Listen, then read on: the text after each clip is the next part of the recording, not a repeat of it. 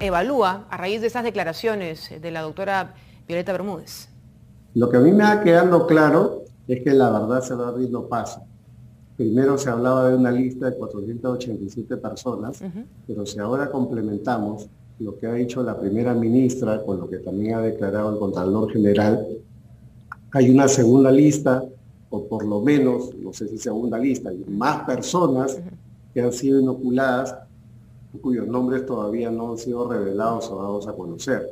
Esto es producto de la matemática simple, ¿no? Si 1.200 vacunas fueron a la Embajada China, y 2.000 se quedaron bajo la administración de la Universidad Cayetano, y solamente se han inoculado 487, hay un diferencial. El señor Málaga ha declarado de que en la universidad habría un lote de 800 y tantas vacunas, pero igual en las matemáticas sigue faltando todavía, un lote de vacunas. No cuadran, no terminan de cuadrar las cuentas, ¿no? Exactamente, no cuadran las cuentas y es necesario de que la investigación se profundice. Entonces, como ya mencioné en varias ocasiones, acá hay que, diferenciar varios supuestos, ¿no? Porque por un lado están los altos funcionarios, el que era presidente, el señor Vizcarra, las 6 ministras, los funcionarios que han estado en la negociación, los vacunados, y por otro lado está la administración de la universidad. Cada uno puede tener responsabilidades penales y administrativas en su ámbito de organización. Aquí, doctor, ¿podríamos hablar también del presunto delito de peculado, que antes no se había tocado? Exactamente, yo lo propuse hace algunos días, el delito de peculado por extensión.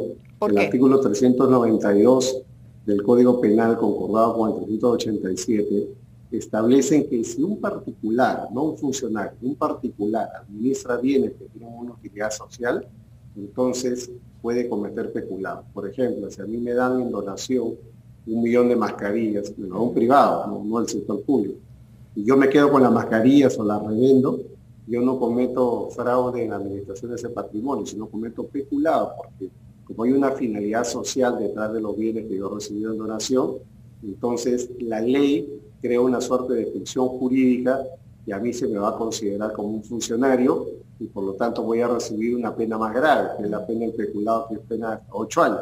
Y ojo, no solamente a mí me sancionarían el ejemplo, sino también a la persona que se beneficia. En este caso, la responsabilidad recaería sobre los que han administrado la vacuna en la Universidad Cayetano y los que se han inoculado la vacuna sabiendo de este origen ilegal, porque estamos hablando, como ya está claro a estas alturas del partido, no solamente de un lote que se ha administrado en un mercado negro, y no digo mercado negro porque haya habido el mejor precio, el mejor postor, sino mercado negro en el sentido de que ha sido al tarjetazo, al amiguismo, al novio, a la recomendación. Entonces, esta forma de administrar es ilegal y más aún considerando que este lote de vacunas no contaba siquiera con el registro sanitario. Las vacunas, según el decreto supremo 021-2017 del sector salud, solamente podían ser utilizadas para el experimento, no podían ser utilizadas para otras finalidades. Haberlas desviado de su función genera esta responsabilidad que estamos mencionando. Claro, queda claro que no han sido definitivamente utilizadas para lo que se pensaba inicialmente que era para el experimento.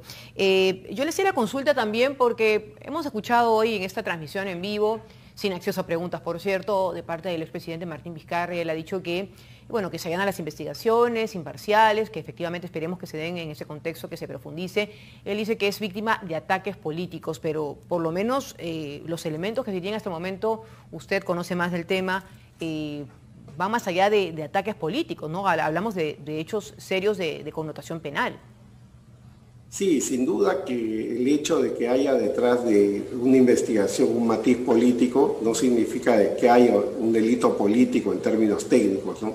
El Congreso de la República es un órgano eminentemente político, pese a lo cual, según la Constitución, tiene el poder para llevar adelante el antejuicio constitucional por graves delitos, pero también llevar adelante el llamado impeachment o juicio político que podría llevarlo en la inhabilitación por 10 años. El tema central acá está en la motivación, ¿no?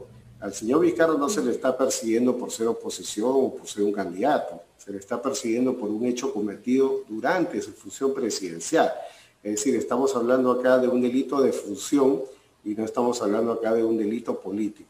Evidentemente, este alegato de que soy un perseguido político ya es un cliché que utilizan los investigados que han pasado por la política nacional cada vez que los tocan, ¿no? Entonces siempre el alegato es la idea un poco de decir el ladrón va por allá y no por acá, es decir, soy un perseguido político, y eso no es correcto, ¿no? Lo mismo dijo el señor Toledo, ya sabemos que estamos en proceso de extradición. Correcto. Sí. Quería preguntarle por lo que ha sucedido hoy en la Subcomisión de Acusaciones Constitucionales, que justamente está evaluando hasta ocho denuncias que han sido presentadas ante este grupo, justamente en contra del expresidente, la exministra de Salud Pilar Mazzetti, la ministra de Relaciones Exteriores y, bueno, otros funcionarios públicos. Lo que han hecho hoy, para poder explicar, porque definitivamente puede sonar un poco, bueno, complicado para quienes no conocen el ámbito el ámbito penal y efectivamente cuando son delitos de función y no, han separado las denuncias hasta la fecha contra el expresidente y las han dividido por categorías. Primero, las que consideran de infracciones a la Constitución, y la segunda, las que imputan presuntos delitos cometidos por haber recibido las dosis de Sinopharm en secreto. ¿Se nos puede explicar mejor este detalle para que entienda la ciudadanía? Claro. Lo que pasa es que un alto funcionario como el señor Vizcarra puede, por una parte, cometer delitos que tienen que pasar por una acusación a nivel del Congreso porque ha sido el presidente de la República, y por otro lado, él puede también ser inhabilitado por 10 años por el propio Congreso, es decir, que lo sancione el propio Congreso. Porque en el primer caso, quien lo sancionaría en su día, después de algunos años, sería el Poder Judicial. Pero el Congreso tiene el poder de poder inhabilitar al señor Vizcarra hasta por 10 años, como lo hizo en su día con el señor Alberto Fujimori. Entonces, esto normalmente siempre viene mezclado en una sola investigación. Y lo que se ha planteado y decidido el día de hoy por 14 votos contra 1 en la comisión encargada es diferenciar, ¿no? Es decir, por un lado van a ir las denuncias penales, para decir claro, las que son por delito, porque eso además va a tardar mucho más, hay toda una serie de plazos, procedimientos, derecho de defensa, eso puede tardar 6 meses, incluso llegar hasta el próximo Congreso. Y por otro lado está el tema de la inhabilitación, que puede ir mucho más rápido, ser mucho más célere, y me da la impresión de que el Congreso tomó la decisión de dividirlas para acelerar, para impulsar la posible inhabilitación del señor Vizcarra por 10 años, porque esto es algo que podría hacerlo incluso antes de las elecciones del 11 de abril. ¿Y usted sabe cuál es el procedimiento que sigue en el Congreso de la República este trámite preciso de la inhabilitación para la función pública? Sí, si estamos hablando de un trámite separado, que es lo que ya se decidió, cosa que no se había hecho antes, pero en este caso se ha decidido así, lo que va a hacer el Congreso ahora, a través de la comisión correspondiente, es admitir, digamos, a trámite esta petición, moción o esta denuncia, y en consecuencia abrir, digamos, un espacio de debate, donde hay una etapa probatoria que es muy sumaria, y de ser el caso, recibir los descargos del señor Vizcarra, si así lo tiene bien, con su abogado, y luego de lo cual se elabora un informe que tiene que ser votado a nivel de la comisión, a nivel de la comisión permanente y a nivel del pleno, ¿no? La votación final es la del pleno, y para la inhabilitación se requiere pues un quórum calificado, ¿no? Correcto, sí, eso habría que revisarlo al detalle en el reglamento para ver exactamente cuántos son los que se necesitan para dar luz verde. Pero ¿qué sucede, si me permiten? No sé si usted conozca el detalle, porque efectivamente hay plazos que son más estrictos y que de repente usted no conoce, pero ojalá lo tenga en la mano la información. Por ejemplo, ¿qué sucedería si es que el señor Vizcarra es elegido finalmente? Estamos a muy pocas semanas de las elecciones. Es elegido finalmente, así lo deciden los votos, y unas semanas después procede o se aprueba la inhabilitación para la función pública por 10 años. ¿Qué procede en ese caso?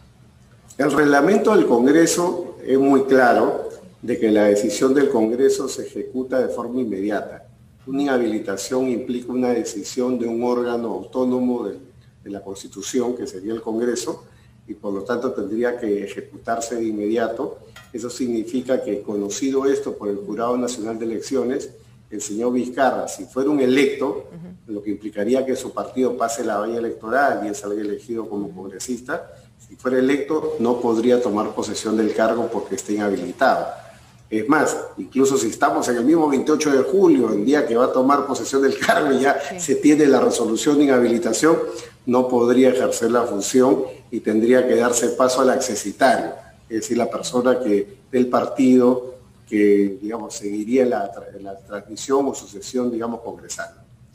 Correcto, doctor Caro. Muchas gracias por todos los alcances y la explicación. Justamente yo le hacía la consulta, no sabía si conocía usted ese detalle en el reglamento del Congreso, efectivamente, de cómo procede la inhabilitación, pero ha quedado claro, por lo menos en este caso, y por lo menos de lo que hasta ahora se conoce. Efectivamente, como usted ha dicho, 2.000 dosis, retomando el tema con el que iniciamos la entrevista, de 2.000 dosis para 1.000 personas. Se habla oficialmente de 487 personas vacunadas, aunque el congresista Inga ha dicho que no son 487, sino 466. Sin duda hay una lista o un detalle adicional de vacunados, ¿no? Porque el señor Málaga, a cargo de las ha dicho que no hay ningún salto, que no hay vacunas, digamos, de este stock de 2.000, según lo que dijo inicialmente. Habrá que ver qué recaba finalmente la Fiscalía en estas intervenciones que se han dado el día de hoy. Ojalá mayores detalles para conocer al detalle quiénes son los que se han vacunado de forma ilegal, porque eso es por lo menos lo que queda claro hasta el momento, ¿no?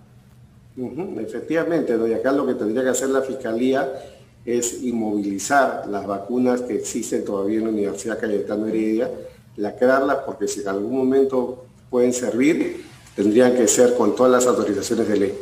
Correcto, doctor Caro. Muchas gracias por todos los alcances y precisiones respecto a esta materia, y sin duda va a motivar algunas otras entrevistas al respecto, porque el tema va a ir creciendo. Muchas gracias, muy amable por sus precisiones.